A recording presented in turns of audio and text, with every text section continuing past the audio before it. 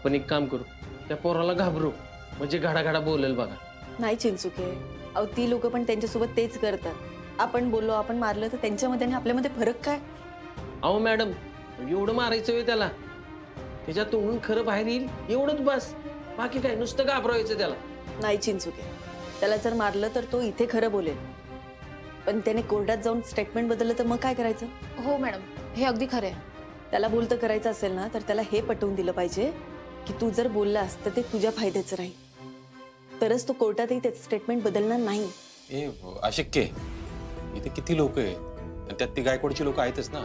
आपण त्यांना काय बोललो की भीती दाखवायला? मॅडम, एकदा प्रयत्न तर करून बघूया त्या मुलाशी बोलण्याचा.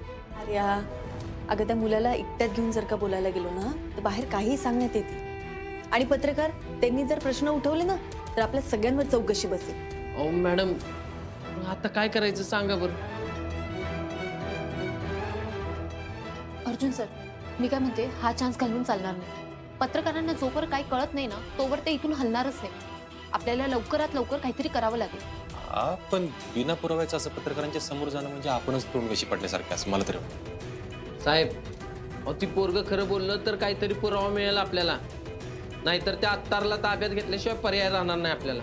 पुरावा मिळेल आपल्याला. माझ्या डोक्यात एक प्लॅन आहे.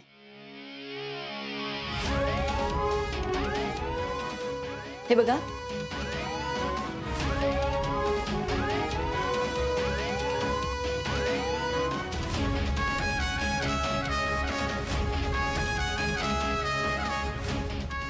मॅडम, हे कदाचित काम करेल. नाही, रिस्क आहे मला वाटतं यामध्ये. म्हणजे जरा जरी इकडे तिकडे झालं ना तर अवघड होईल सगळ्यांनाच. होऊच द्यायचं नाही. आपण आपलं काम चोख करायचं. चला तर मग.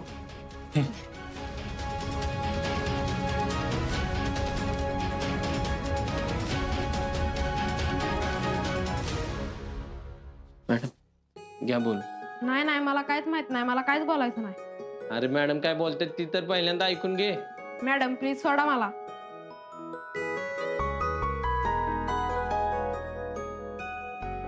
हे बघ बाळा, मी तुला काही करणार नाहीये. मी काय म्हणते ते तर ऐकून घे. तू मगाशी म्हणालास की नाही की त्या जीजीने तुला कामाला लावलंय. तू बोललास म्हणजे तुला काहीतरी वाटत होतं म्हणूनच बोललास ना. नाही, सोडा प्लीज. माझी एक लहान बहीण पण आहे. अरे बाळा, अरे मॅडम काय बोलतात ती पहिल्यांदा ऐकून तरी घे, अरे मग बोल ना.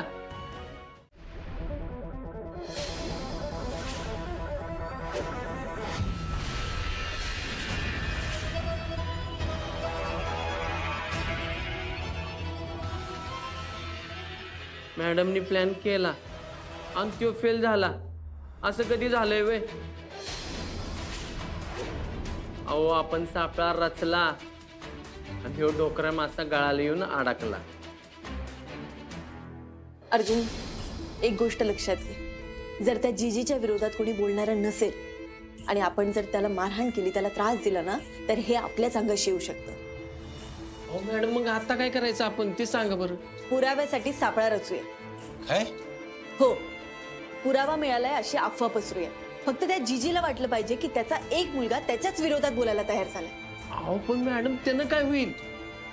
आपण सगळ्यांनाच असं भासूया की आपण त्या मुलाला एका सुरक्षित ठिकाणी घेऊन चाललोय, आणि हे जेव्हा जीजीला कळेल तेव्हा तो कोर्टापर्यंत त्या मुलाला पोहोचूच देणार नाही. तो त्याची माणसं पाठवेल. झालं, तीच संधी आपण साधायची आणि त्यांच्या लोकांनी ताब्यात घ्यायचं. आर्या, या सगळ्यात तू एका पत्रकाराला बाहेर उभं कर, जिथे त्याला आम्ही काय बोलतोय हे ऐकू जाणार नाही. Yes ma'am. म्हणजे आपण असं भासू की तो पोरगा आपल्याला सगळं सांगतोय असं फक्त भासवायचं.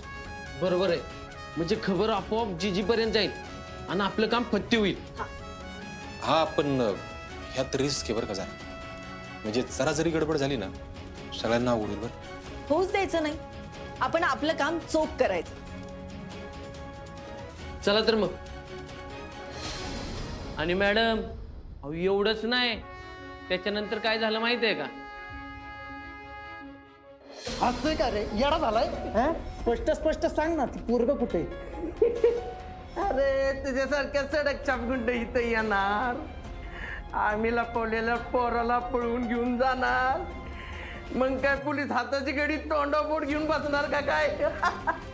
अरे तुझ्यासारखी सडक छापगुंड इतकं डोकं लावत असतील तर महाराष्ट्र पोलीस किती डोकं लावत असतील याचा जरा विचार कर. कुठे ते पोरग नाही तर चिंचुकिया इथं टाकी ना तुला. टाक ते बघ ते बघ.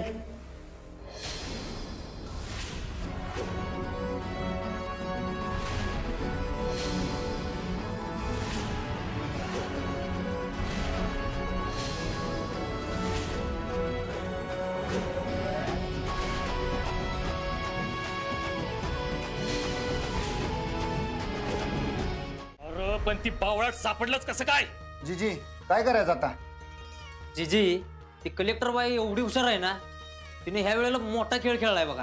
पैसे दिले, घाबरवून बघितलं, समजावून सांगितलं, पण ती ऐकायलाच मागत नाही. बरं जीजी तिला कशात अडकू पण शकत नाही आपण. तिची सगळी माहिती काढली मी, पण ते सगळं रेकॉर्ड क्लिअर आहे. आलेल्या पगाराच्या वर 1 रुपया घेत नाही ती. ती बाई कलेक्टर काय झाली, तिला वाटायला लागलं देवानं आपल्या डोक्यावरच हात ठेवलाय. आपल्या एका माणसाला पकडून ती माझ्यापर्यंत पोचायची स्वप्न बघते. ती प्रेस तिला महागात पडणार. जीजी आता तरी सगळी सूत्र मला तिच्या हातात दिसतात. गेले 20 वर्ष पोचतोय मी लोकांना, त्यांना काय पाहिजे ती देतोय, आणि म्हणून तर लोक आपली इज्जत करतात ना. आणि आपली इज्जत आपल्याला लय प्यारी आहे. त्या कलेक्टर बाईनं आपल्या इमेजवर हात घालून मोठी चूक केली.